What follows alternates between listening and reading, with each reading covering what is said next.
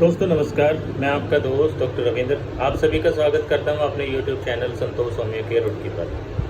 दोस्तों, क्या आपको टिनाइटिस की समस्या है, यानी कि आपको कान से आवाज़ आने की समस्या है? और अगर आपको मक्खी के भिनभिनाने की भूं-भूं वाली आवाज़ आती है, तो आप चिंता ना करें। आपको 2 से 3 महीने एक होम्योपैथिक मेडिसिन लेनी है और उस होम्योपैथिक मेडिसिन का नाम है रोडोडेंड्रोन। रोडोडेंड्रोन 200 पोटेंसी की आपको होम्योपैथिक मेडिसिन हफ्ते में 2 से 3 बार 3 से 4 बूंदे सुबह सुबह लेंगे आप खाना खाने से पहले 1 चम्मच ताज़े पानी में। लेकिन इसमें क्या है कि आपको मक्खी के भिनभिनाने जैसी आवाज़ आएगी आपके कान से, और रात में आपके कान से आवाज़ आना बढ़ जाएगा।